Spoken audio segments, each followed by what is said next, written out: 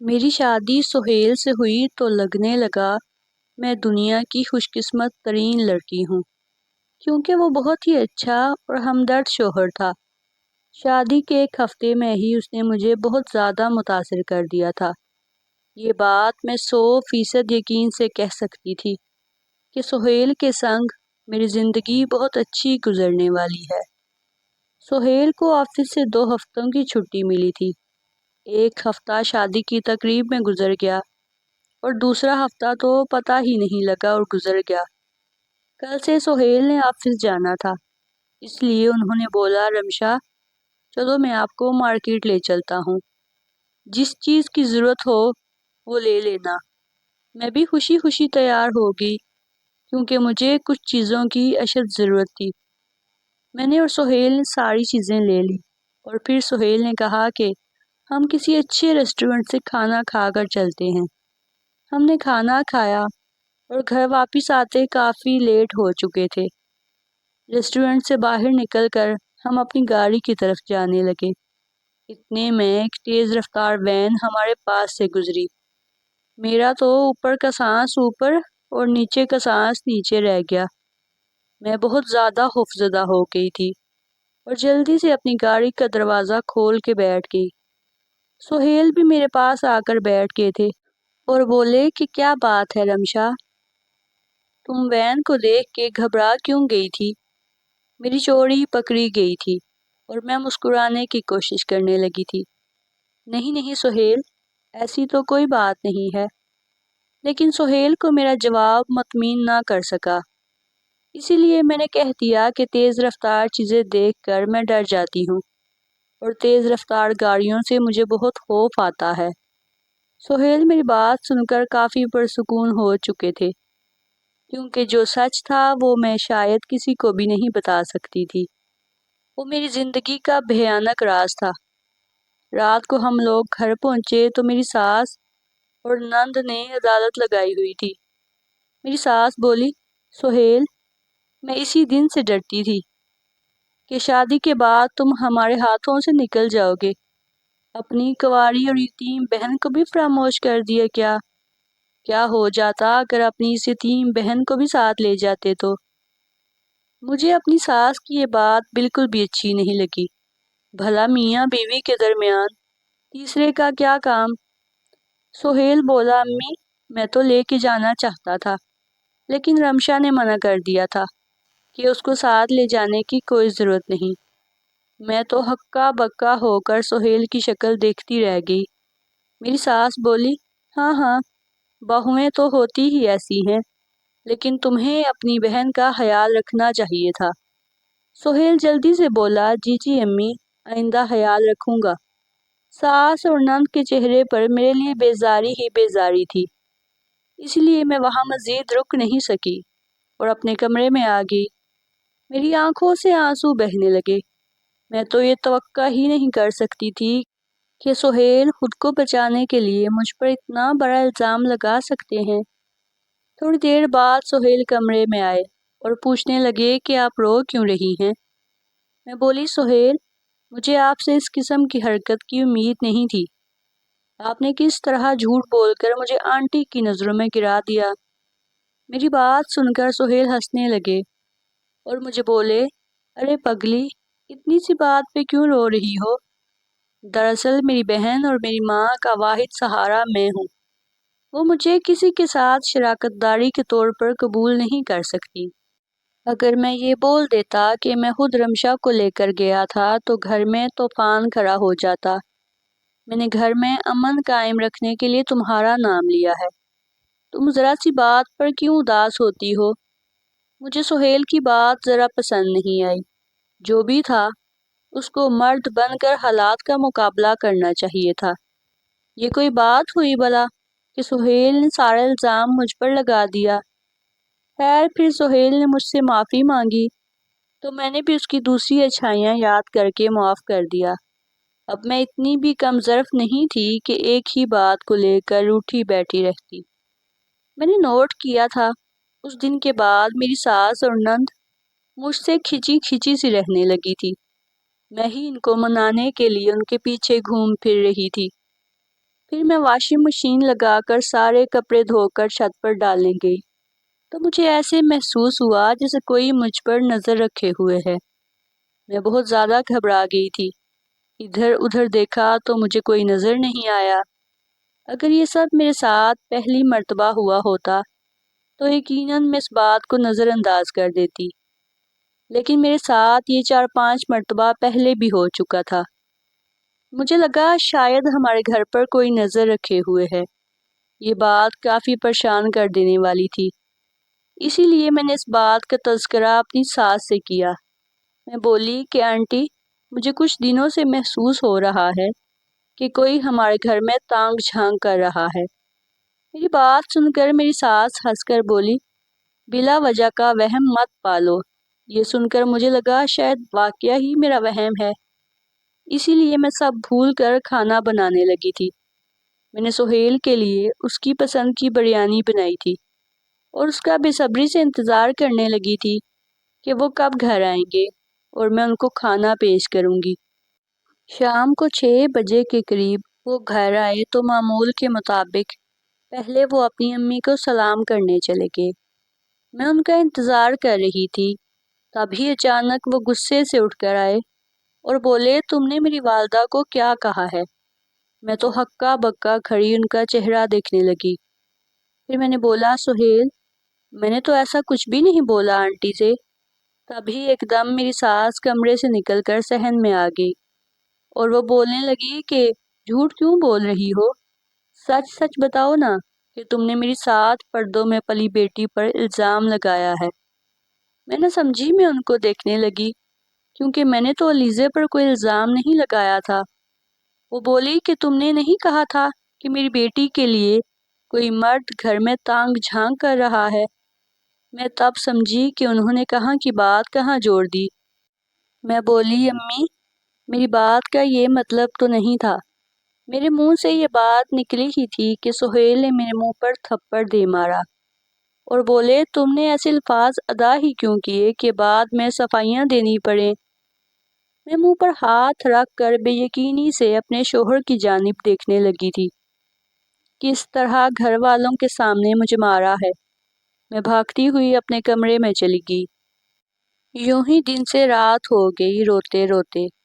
رات کو 11 بجے کے بعد سہیل کمرے میں آئے اور میرے پاس بیٹھ گئے، اور پھر وہ میرے چہرے سے آنسو صاف کرنے لگے تھے اور دونوں ہاتھ جوڑ کر مجھ سے معافی مانگنے لگے اور مجھ سے کہنے لگے کہ مجھے پتا ہے تم بہت اچھی اور سلجھی ہوئی لڑکی ہو، تم کبھی بھی کسی کے بارے میں بیہودہ بات نہیں کر سکتی، مگر میں مجبور تھا۔ اب امی کے منہ پہ یہ تو نہیں بول سکتا تھا کہ آپ جھوٹ بول رہی ہیں اور میری بیوی سچ کہہ رہی ہے۔ اگر میں ایسا کرتا تو کتنی دل آزاری ہوتی ان کی۔ انہوں نے کہا تھا کہ تم اپنی بیوی کو تھپڑ مارنا تاکہ پھر اس میں اتنی ہمت نہ ہو کہ دوبارہ ایسی بات کرے، ورنہ میں تو کبھی تم پر ہاتھ اٹھانے کا تصور بھی نہیں کر سکتا۔ میں چپ چاپ اپنے شوہر کی شکل دیکھ رہی تھی۔ کیا میرا شوہر مرد کہنے کے قابل ہے؟ کیا ایسے مرد کو شادی کا حق ہونا چاہیے جو اپنا فیصلہ بھی اپنی امی کے بغیر نہیں کر سکتا؟ میں چپ چاپ لیٹ گئی تھی۔ میں نے سہیل سے بات نہیں کی۔ اگلے دن میں تب تک سوئی رہی جب تک کہ سہیل اپنے آفس نہیں چلا گیا۔ میں سارا دن کمرے میں بند رہی۔ میرا دل نہیں کر رہا تھا کہ میں اپنی ساس اور نند کی شکل دیکھوں۔ آج سہیل 4 بجے گھر آ گئے تھے اور وہ سیدھا اپنے کمرے میں آ گئے تھے، اور ان کے ساتھ ایک خاتون بھی تھی۔ وہ کہنے لگے، رمشا، یہ ہیلپر لے آیا ہوں۔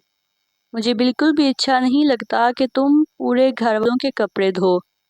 میں تمہیں کاموں کے لیے تو نہیں بیاہ کر لایا تھا۔ اور پھر وہ ہیلپر سے کہنے لگے کہ باجی، آپ رمشا کے کہنے پر ہی سارے کام کرنا، اور رمشا ہی آپ کو تنخواہ بھی دیا کرے گی۔ یہ سب کچھ دیکھ کر میرا دل ایک دم پگھل گیا کہ میرا شوہر مجھے کتنی عزت دے رہا ہے۔ اب میں ساری باتیں سمجھ گئی تھی کہ میرا شوہر برا انسان نہیں ہے، مگر وہ اپنی ماں اور بہن کے ہاتھ کٹ پتلی بن جاتا ہے۔ میں سوچنے لگ گئی کہ جب میری نند کی شادی ہو جائے گی تو گھر میں سکون ہو جائے گا۔ تو اب میں اور میری ساس ہی تو رہ جائیں گی، پھر ان کے ساتھ میں گزارا کر ہی لوں گی۔ جب سہیل میرے کمرے سے باہر نکلے تو لیزے زاروں قطار رونے لگی۔ اس کو ایسے روتا دیکھ کر میں گھبرا گئی کہ نہ جانے اب مجھ پر کون سا الزام لگانے والی ہے۔ تبھی الیزے میرے سامنے ہاتھ جوڑ کر بولی، بھابی مجھے معاف کر دیں، جو بھی ہوا آپ اپنے بھائی عادل کو مت بتانا۔ میں تو الیزے کی بات سن کر حیران ہی رہ گئی۔ بھلا یہ کیا بات ہوئی؟ اسے عادل کا کیا ڈر ہے؟ خیر وہ میری بات سنے بغیر اٹھ کر چلی گئی۔ عادل اگلے ہی دن ہمارے گھر آ گیا تھا اور وہ بہت زیادہ خوش تھا، اور الیزے کے تو زمین پر پاؤں ہی نہیں لگ رہے تھے۔ وہ بھاگ بھاگ کر کچن میں مزے مزے کی ڈشز بنا رہی تھی، ورنہ اس سے پہلے تو وہ کچن میں کبھی آتی ہی نہیں تھی۔ تو پھر میں سمجھ گئی کہ دال میں کچھ کالا ضرور ہے۔ اگلے دن مجھے عادل کی کال آئی اور بولا کہ باجی آپ سے بہت ضروری بات کرنی ہے، اب بتائیں کہ آپ کی نند الیزے کیسی ہے؟ میں سب کچھ سمجھ گئی تھی کہ عادل نے یہ سوال کیوں کیا ہے، تو میں بولی، عادل تم میرے اکلوتے بھائی ہو اور میں نہیں چاہتی کہ جذبات میں آ کر تم کوئی غلط فیصلہ کر لو۔ دراصل میری نند اور ساس ایک نمبر کی فسادی عورتیں ہیں۔ جس دن سے میں بیاہ کر اس گھر میں آئی ہوں، بہانے بہانے سے میرے اور سہیل کے درمیان پھوٹ ڈلوانے کی کوشش کرتی ہیں۔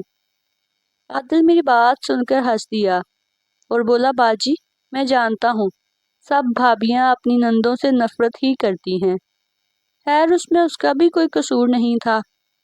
پھر اس نے فون بند کر دیا تھا۔ اب مجھے سمجھ آئی تھی کہ الیزے سارا سارا دن کان کے ساتھ فون کیوں نہیں اتارتی۔ مجھے پتا تھا کہ لڑکے اور لڑکی کی دوستی اچھی ثابت نہیں ہوتی، اسی لیے میں نے الیزے کو سمجھانے کی کوشش کی اور میں بولی، الیزے دیکھو تم میری چھوٹی بہن کی طرح ہو، اسی لیے میں کبھی تمہیں کوئی غلط مشورہ نہیں دوں گی۔ مہربانی کر کے تم فون پر جس بھی لڑکے کے ساتھ دوستی میں ہو اس سے رابطہ ختم کر دو، کیونکہ ایسی دوستیاں ہمیشہ بدنام ہی کرتی ہیں۔ میری بات سن کر اس نے زور زور سے رونا شروع کر دیا۔ میں اس ساری صورتحال کو دیکھ کر گھبرا گئی، کیونکہ اس وقت میری ساس اور شوہر بھی گھر پر موجود تھے۔ وہ دونوں بھاگتے بھاگتے کمرے میں آئے۔ الیزے روتے روتے بولی، امی بھابی نے مجھ پر الزام لگایا ہے کہ میری بہت سے لڑکوں سے دوستیاں ہیں۔ یہ دیکھ کر میں بہت زیادہ خوفزدہ ہو گئی تھی، اور اب کی بار میرا شوہر ساس کے کہنے پر لازمی مجھ پر تشدد کرتا، اسی لیے میں وہاں سے بھاگ کر اپنے کمرے میں آ گئی اور اندر سے کنڈی لگا دی۔ ساس زور زور سے دروازہ پیٹنے لگی، لیکن میں نے دروازہ نہیں کھولا۔ رات کو جب سہیل میرے کمرے میں آیا تو مسکرا رہا تھا اور بولا کہ آج تم نے بہت سمجھداری کا کام کیا ہے، اور آگے بھی اگر آئندہ بھی ایسے ہی حالات ہوں تو آپ نے یہی کام کرنا ہے۔ پھر ہم دونوں مسکرانے لگے، لیکن ایک بات مجھے سمجھ آ گئی تھی کہ الیزے بالکل میری ساس کی طرح ہے۔ جس طرح میری ساس بات کو بدل دیتی ہیں، بالکل اسی طرح میری نند بھی بات کو توڑ مروڑ کے بات کا مطلب تبدیل کرنے میں ماہر ہے۔ اسی لیے میں نے امی کو کال کر کے ساری بات بتا دی۔ امی میری بات سن کر رونے لگی۔ وہ کہنے لگی، میری سمجھ میں کچھ نہیں آ رہا، عادل تمہاری نند کے پیچھے پاگل ہو رہا ہے۔ اس نے کھانا پینا چھوڑ دیا ہے کہ اگر میری الیزے کے ساتھ منگنی نہیں کروائی تو میں بھوکا مر جاؤں گا مگر کچھ کھاؤں گا نہیں۔ اسی لیے میری امی مجبور ہو کر رشتہ لے آئیں۔ میری ساس تو پھولے نہیں سما رہی تھی، کیونکہ میرا بھائی لاکھوں میں ایک تھا۔ انہوں نے رشتہ قبول کر لیا، پھر منگنی بھی طے پا گئی۔ میں اپنی امی کے گلے لگ کے بہت زیادہ روئی تھی، کیونکہ آج سے میرا اور امی کا بربادی کا وقت شروع ہو گیا تھا۔ منگنی کے کچھ عرصے بعد عادل مجھ سے کٹ کر رہ گیا۔ وہ اکثر ہمارے گھر آتا، میری ساس کے کمرے میں رہتا اور جاتے ہوئے کبھی کبھار مجھ سے میرا حال چال دریافت کر لیتا، لیکن کبھی کبھی تو اس کی بھی ضرورت محسوس نہیں کرتا۔ کچھ عرصے بعد امی نے مجھے کال کر کے بتایا کہ عادل پورا دن علیزے کے ساتھ فون پر لڑتا رہتا ہے، تو مجھے سمجھ آیا کہ سہیل نے مجھ سے منہ کیوں بنایا ہوا ہے۔ وہ سیدھے منہ مجھ سے بات ہی نہیں کرتے۔ ہم دونوں کی لڑائی یہاں تک جا پہنچی کہ عادل نے منگنی توڑ دی۔ سارا سامان بھی اس نے واپس کر دیا تھا۔ اب میری ساس اور شوہر نے مجھے کٹہرے میں کھڑا کر دیا تھا کہ عادل کو سمجھاؤ، اتنی بڑی حماقت مت کرے۔ تو میں نے کہہ دیا کہ عادل اپنی مرضی کرتا ہے۔ اس نے نہ مجھ سے پوچھ کے منگنی کی تھی اور نہ وہ میرے کہنے پر مانے گا۔ میں اس معاملے میں کچھ نہیں کر سکتی۔ میری ساس نے سہیل کی آنکھوں کی طرف اشارہ کیا تو میرا شوہر کہنے لگا کہ رمشا، اگر میری بہن کا گھر نہیں بسا تو یہ کیسے ہو سکتا ہے کہ عادل کی بہن کا گھر بسا رہے؟ اس لیے میں تمہیں طلاق دیتا ہوں۔ میں تو ستے میں آ گئی تھی۔ سہیل نے کھڑے کھڑے مجھے 3 طلاقیں دے دی تھی۔ میں نڈھال سی روتے روتے اپنے کمرے میں چلی گئی اور ساتھ ساتھ اپنا سامان بھی پیک کرنے لگی۔ تبھی وہاں سہیل آ گیا۔ میں سارا سامان پیک کر چکی تھی اور ادھر سے نکلنے ہی والی تھی۔ سہیل مجھے دیکھ کر بولا، رمشا، تم کہاں جا رہی ہو؟ میں بولی، مجھے پتا نہیں ہے کہ میں کہاں جا رہی ہوں، لیکن اب میں یہاں نہیں رک سکتی کیونکہ آپ نے مجھے طلاق دے دی ہے۔ میری بات سن کر سہیل بہت زیادہ پریشان ہو گیا تھا۔ وہ دیوار کے ساتھ اپنا سر پیٹنا شروع ہو گیا تھا اور چیخ چیخ کر کہہ رہا تھا کہ ایسا نہیں ہو سکتا، میں تمہارے بغیر مر جاؤں گا۔ سہیل نے خود کو میرے قدموں میں گرا دیا تھا اور وہ بولا، پلیز خدا کے لیے تم میرے گھر سے مت جاؤ، میں کوئی نہ کوئی حل نکالوں گا۔ سہیل کی حالت اتنی خراب ہو چکی تھی، اس کو اس حالت میں دیکھ کر مجبوراً مجھے رکنا پڑا۔ سہیل نے مجھے اپنے گھر میں ہی روک لیا اور بولا، میں تب تک گھر واپس نہیں آؤں گا جب تک تمہاری عدت پوری نہیں ہوتی۔ سہیل چلا گیا۔ پیچھے سے میری ساس اور نند نے میرا جینا محال کر کے رکھا ہوا تھا۔ میری عدت پوری ہونے کے بعد سہیل گھر واپس آ گیا اور وہ بولا، رمشا، تمہیں دوبارہ اپنانے کے لیے بہت بڑی قربانی دینی پڑے گی۔ میں نے ایک شخص کا انتظام کر لیا ہے، تم اس کے ساتھ نکاح کر لو، اس طرح حلالہ کر کے میں پھر تم سے نکاح کر سکوں گا۔ میں عجیب ششو پنج میں پڑ گئی تھی۔ زندگی مجھے کس امتحان سے گزار رہی تھی۔ اگر میرا شوہر مضبوط حساب کا مالک ہوتا تو مجھے آج یہ دن نہ دیکھنا پڑتا، کبھی مجھ پر یہ مصیبت نہ ٹوٹتی۔ میرے شوہر بظاہر تو اچھے انسان تھے۔ میں نے سہیل کی بات مان لی کیونکہ میرے سر پر میرے باپ کا سایہ بھی نہیں تھا۔ بیوہ ماں میرے لیے کیا کر سکتی تھی؟ اسی لیے میں نے سہیل کی بات مان لی۔ میں نے یہ تک نہیں دیکھا کہ سہیل میرا نکاح کس سے کروا رہا ہے۔ اگلے دن میرا نکاح تھا اور میں رخصت ہو کر اپنے دوسرے شوہر کے گھر چلی گئی تھی۔ تھوڑی دیر ہی گزری تھی کہ میرا دوسرا شوہر میرے کمرے میں آ گیا اور جوں ہی اس نے میرا گھونگھر اٹھایا تو میرے قدموں کے نیچے سے زمین نکل گئی، کیونکہ وہ تو یہ اس وقت کی بات ہے جب میں 17 سال کی تھی۔ میں کالج جایا کرتی تھی۔ پک اینڈ ڈراپ مجھے ابو ہی دیا کرتے تھے۔ ایک روز میں کالج سے نکلی تو ایک وین میرے پاس آ کر رکی اور ڈرائیور نکل کر بولا، آج آپ کے ابو آپ کو لینے نہیں آ سکے، اسی لیے انہوں نے مجھے آپ کو پک کرنے کے لیے بھیجا ہے۔ میں چپ چاپ وین میں بیٹھ گئی۔ وہ وین والا کسی انجان سڑک کی طرف جا رہا تھا۔ تبھی میں نے گھبرا کر پوچھا، انکل، آپ کہاں لے کر جا رہے ہیں؟ میرا گھر تو اس راستے کی طرف نہیں آتا۔ ڈرائیور نے میری کسی بات کا جواب نہیں دیا اور وہ چپ چاپ گاڑی چلا رہا تھا۔ میں بہت زیادہ گھبرا گئی تھی اور بہت چیختی چلاتی رہی۔ تبھی وین رکی۔ اس وین والے نے مجھے میری کلائی سے پکڑ کر باہر نکالا۔ اس نے مجھے وین سے نکال کر دوسرے آدمی کے ہاتھ میں تھما دیا۔ وہ مجھے کھینچتا ہوا اپنی دوسری کالی گاڑی میں لے کر جا رہا تھا۔ میں چیختی چلاتی رہی۔ تبھی ایک لڑکا تیزی سے میری طرف بھاگتا ہوا آیا۔ اور چور چور کہنا شروع ہو گیا۔ اس کے آنے کے بعد سب لوگ ہماری طرف متوجہ ہو گئے۔ میرے اغوا کار اس صورتحال سے گھبرا کر مجھے چھوڑ کر فرار ہو گئے۔ اس لڑکے نے مسکرا کر میری طرف دیکھا اور بولا، شکر ہے آپ محفوظ ہیں۔ پھر اس نے ایک ٹیکسی کی اور مجھے گھر تک چھوڑ کر آیا۔ اس نے مجھے بتایا تھا کہ وہ فروٹ کی ریڑھی لگاتا ہے۔ میں نے یہ بات کسی کو بھی نہیں بتائی تھی کیونکہ مجھے ڈر لگتا تھا سب مجھے ہی غلط سمجھیں گے، تو بس اسی لیے مجھے وین سے بہت زیادہ ڈر لگتا تھا۔ اور اب جب میری دوسری شادی ہو چکی تھی تو اس نے میرا گھونگھٹ اٹھایا تو میں حیران رہ گئی تھی، کیونکہ وہ کوئی اور نہیں بلکہ وہی پھل فروش تھا جس نے مجھے اغوا کرنے والوں سے بچایا تھا۔ وہ میرے چہرے کے تاثرات دیکھ کر بولا، آپ نے مجھے پہچان لیا؟ میں نے ہاں میں سر ہلایا اور میں بولی کہ میں اپنے محسن کو کیسے بھول سکتی ہوں۔ میری بات سن کر اس کی آنکھوں میں آنسو آ گئے۔ وہ بولا کہ میرا نام مجید ہے۔ میں نے جس دن آپ کو بچایا تھا اسی دن سے آپ کی محبت میں مبتلا ہو گیا تھا۔ کیوں اور کیسے یہ میں نہیں جانتا، مگر آپ کو ہر حال میں حاصل کرنا چاہتا تھا۔ اسی لیے میں نے دن رات بہت محنت کی، اتنے پیسے کمائے جس سے میں آپ سے شادی کر سکوں۔ میں نے آپ کے گھر جس دن رشتہ بھیجا تھا اسی دن مجھے پتہ چلا کہ آپ کی شادی ہو چکی ہے۔ میں نے یہ صدمہ بڑی مشکل سے برداشت کیا تھا۔ میں آپ کی ایک جھلک دیکھنے کے لیے آپ کی گلی میں بھی آیا کرتا تھا۔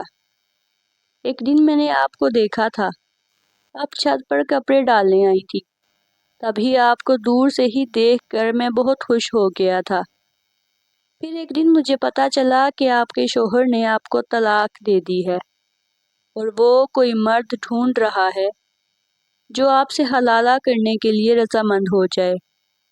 تو میں خوشی سے جھوم اٹھا اور آپ کے شوہر سے کہہ دیا کہ میں حلالہ کرنے کو تیار ہوں، کیونکہ میں چند دن آپ کے ساتھ بتاؤں گا تو میری ساری زندگی کی جمع پونجی ہو جائے گی۔ اس دن کے بعد مجید نے مجھے اتنی زیادہ خوشیاں دی کہ میں خود حیران رہ گئی۔ وہ بہت اچھا انسان ہے۔ پھر وہ دن بھی آ گیا جس دن اس نے مجھے طلاق دینی تھی۔ اس دن وہ میرے پاس آ کر بیٹھ گیا اور مجھے کہا کہ رمشا، میں آپ کو لگژریس لائف نہیں دے سکتا، آپ کے لیے نوکر چاکر نہیں رکھ سکتا، لیکن آپ کو عزت، مان اور پیار دے سکتا ہوں جس کی آپ حقدار ہیں۔ میں آپ سے درخواست کرتا ہوں کہ آپ مجھے چھوڑ کر اپنے پہلے شوہر کے پاس مت جاؤ۔ اس نے پہلے بھی آپ کی قدر نہیں کی تو اب کیا کرے گا؟ ایک بار پہلے بھی طلاق دے چکا ہے تو اب کیا گارنٹی ہے دوبارہ آپ کے ساتھ یہ کام نہیں کرے گا، آپ کے ساتھ اچھا رہے گا۔ میں مجید کی بات سمجھ گئی تھی اور مجید نے مجھے بہت عزت اور مان دیا تھا اور مجھے مجید سے محبت ہو گئی تھی۔ اس لیے میں نے سہیل کو اپنا فیصلہ سنا دیا کہ میں مجید سے طلاق نہیں لوں گی۔